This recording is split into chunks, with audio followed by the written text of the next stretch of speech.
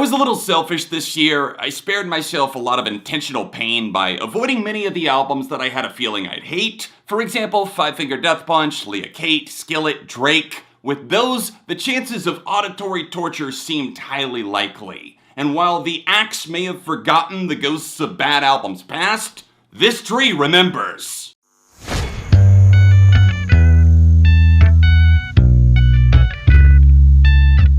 Hey neighbor, welcome back to Year in Season on ARTV. My name is John, and in this video, I'll be counting down what I found to be the top 10 worst albums of the year. I obviously haven't heard everything, but I will be doing a separate video on the most disappointing albums of 2022 as well, so make sure you're subscribed to see that and all of my year-end countdowns. Anyways, remember, even if you love an album on the list that I happen to hate, it doesn't mean I hate you. So do me a favor, hit the like button, we'll talk all about it right when I get back. I just have to go run out for some milk and cigs. Then I woke up in the morning, probably shut up in my door with the warrant.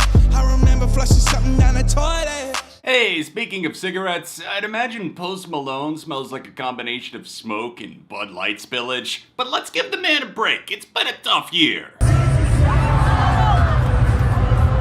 Okay, I didn't mean break his rib, damn. When Hollywood's Bleeding launched in 2019, it felt like Post was fully realizing his cross-genre potential by exploring rock, hip-hop, and pop, but his fourth album steps back from the limelight to some very confusing results from an artist that doesn't seem to know what direction to go. Posty is no 5-star album chef, but 12 Carat Toothache is still a noticeable drop-off in quality. Most of what is here is mundane, almost watery or superficial to the point where even bangers like I Like You lose their shine pretty quick. Can't say much was a net positive in terms of features either. I mean, Doja Cat fits the vibe on her track, but Gunna comes in immediately after seeming lost on a sadder song, The Kid Laroi adds nothing to the already nothing burger Wasting Angels, and Love Hate Letter to Alcohol with Fleet Foxes could have and should have been so much more enlightening. Austin Post is a really likable dude, but 3 years between records should have resulted in something deeper. What we got here is a set of songs that you could take or leave, a few hits in the mix for sure, but overall, it's just a boring trip to the rich dentist.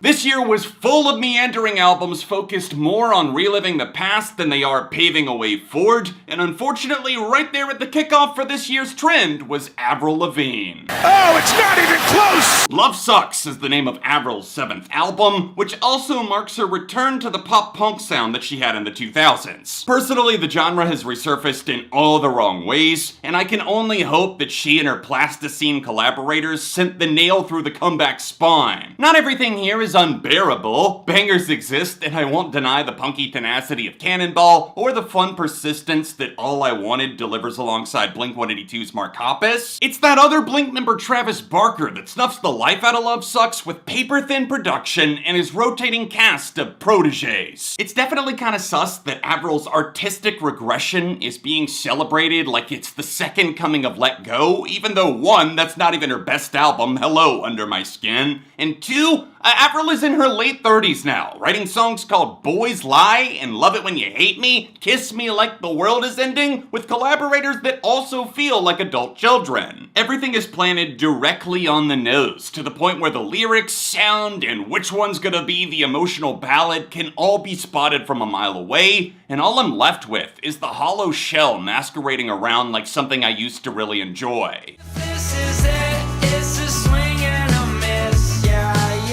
if this is it. What's real and what's fake in the world of Oliver Tree? Shit, I don't know, but that's kind of the point, right? Oliver Tree is a character, most of us know that, but the man behind the crazy hair and scooters is actually a talented musician with some undeniable bangers under his belt. You just wouldn't really know that if you'd only heard his second major label album, Cowboy Tears. The interference of Atlantic Records may be more to blame than Oliver himself. The guy is being pulled in a million different directions, trying to keep a creative vision straight moving forward, but as he's putting out this new music, his second album, it seems like the label is still kind of promoting re-releases of his old album, Ugly is Beautiful? Nothing really makes sense in this viral age, but the sad reality is that Cowboy Tears sounds sounds unfinished, rushed, and barren. Tracks like California crawl at a snail's pace with grating, lazy vocals, while repetition reigns supreme on Suitcase Full of Cash, Balloon Boy, and the many other tracks that rely on his deadpan, zoned-out singing. Oliver's songs have generally been short, atypical, and witty, so seeing the 34-minute runtime wasn't the issue for me. It's the overwhelming lack of hooks, humor, or really anything interesting that keeps this album grounded on the runway. We stay free. Welcome to the desecration. We're built you right up and we'll tear you down. After Muse dropped their wonky Simulation Theory LP in 2018, they found themselves at a crossroads between heaven and hell. And it seems as though they've chosen the Lake of Fire going forward. Matthew Bellamy's obsession with futuristic technology and toppling regimes reached an all-time low on Muse's 9th record, Will of the People. The trio again put their backs into self-producing the album to mixed results on that front. It could have been a costly, or should I say costy, mistake, as the guitars often sound very overcompressed, especially on the songs where they kind of tried their hand at metal. Hold a funeral for Matt Bellamy's pen, because the words he's putting to paper left me feeling dead inside. Compliance whines against the machine over the cheesiest synth riff of the year, while deep cuts like Liberation and We Are Fucking Fucked bleed out from a total lack of inspiration. It's great to see Muse embracing their hard rock roots on flamethrowers like Kill or Be Killed, but the cynical part of my brain thinks even that's a fluke, even though there's more that are worth hearing, from the Dark Vessel Verona to the spooky banger You Make Me Feel Like It's Halloween. Those moments kept Will of the People from placing higher, but to see Muse continue to fall further away from the light, it really does suck, because deep down, I know they can do so much better, yet the album they recorded sounds like the equivalent of a dying phone battery with just enough juice to limp back over to the charger. We interrupt this program with a special announcement from ARTV HQ. The rumors you've been hearing, they're entirely true, because new ARTV merch is available now. We've got awesome designs from Planet ARTV on shirts and hoodie, as well as this turntable, and also other stuff like mugs and stickers. If you want to pick something up and also help support the channel, my wife made these awesome designs. I'm really excited about them, so visit the link in the description down below, and the merch shelf should be floating below this video. Must be something wrong with me. Reality is killing me. Surviving a list of 10 terrible albums is most definitely harder than it looks. Exacerbated by the return of our pop-punk nemesis in Simple Plan, the Canadian band peddling shallow teen angst anthems since they were teenagers themselves. 20 years have passed since Balls dropped, so why not celebrate your first album in 6 years with a 34-minute run through the high school hallways these guys probably still hang around any chance they get. Hey, hope everyone's enjoying Homecoming. You remember me? It's Pierre, class of 97. Kind of a big deal around here. They're out of their major label contract and down a member, so Simple Plan had the creative freedom to make whatever they wanted to.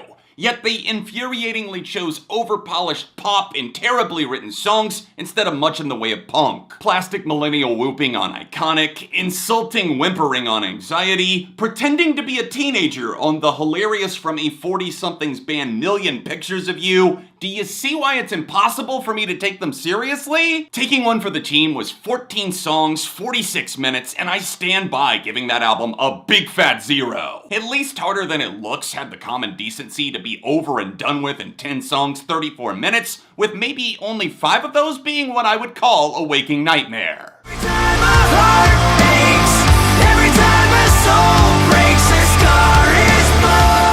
3 Days Grace are now on their 3rd album without original singer Adam Gontier, and they've never sounded more out of ideas than explosions. Replacement vocalist Matt Walst gives a couple of decent performances on the likes of the heartfelt single Lifetime, but it's not nearly enough to cover his ass for the amount of stale bagel showings on many of the deep cuts. The corny writing is this album's biggest Achilles heel, but the monotonous chugga-chugga radio rock tendencies do give it a run for its money, refusing to evolve the band past this edgy bro dude energy that's held them back for over a decade. Wishy-washy drums, lame stagnant riffs, and comically childish writing add to the never-ending stack of problems that 3 Days Grace keep watering, so the issues only keep growing. You can tell how linear their thinking is just by the titles alone. No Tomorrow, A Scar is Born, So-Called Life, Souvenirs. Nothing is left to the imagination, and it seems like they're really content just living inside this cardboard box. Explosions might not drop your jaw with how bad it is, but it will bore you to tears as it chips away at your sanity. But hey, the formula scores them hits, and the mainstream rock radio scene is mostly a graveyard for 2000s bands just like them, who stayed exactly the same, like a photograph frozen in time, except with a different singer.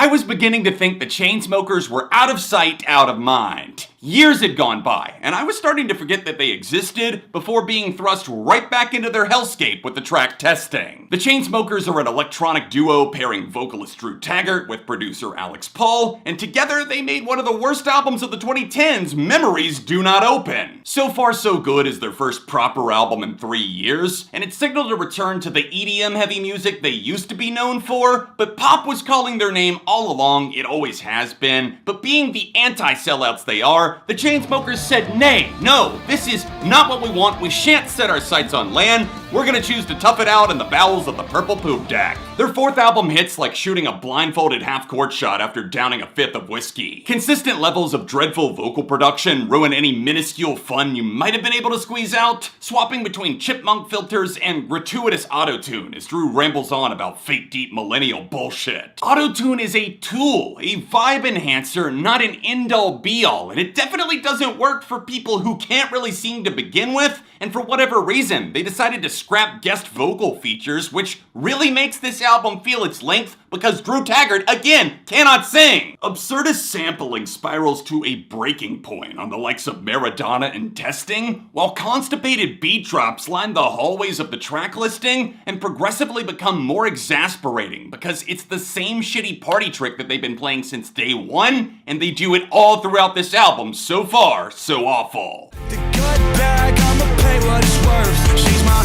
drug dealer girl. What actually goes through MGK's mind when he sits down to write, assuming that he actually does the majority of that shit? Is he just picking from a list of edgy buzzwords longer than a CVS receipt and then just smooshing the nostalgic pieces together until they kind of resemble a song? Mainstream Sellout proves that pop punk can and will look even worse on Machine Kelly, lacing up for round 2 only to be KO'd immediately by himself at nearly every turn. Guys, you don't understand, okay? He's a gateway drug, and before you know it, all the Zoomers out there are gonna be playing all the pop punk icons, from Simple Plan to Willow Smith to blackbear.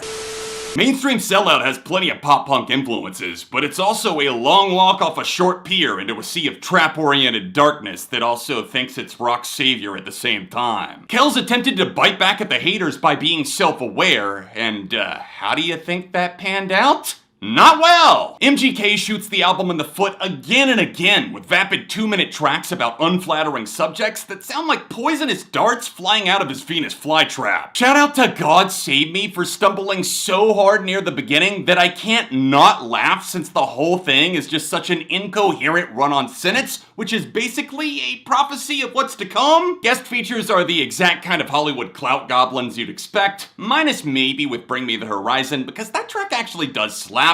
But makeup sex with blackbear, with Lil Wayne beating a dead horse to a bloody pulp?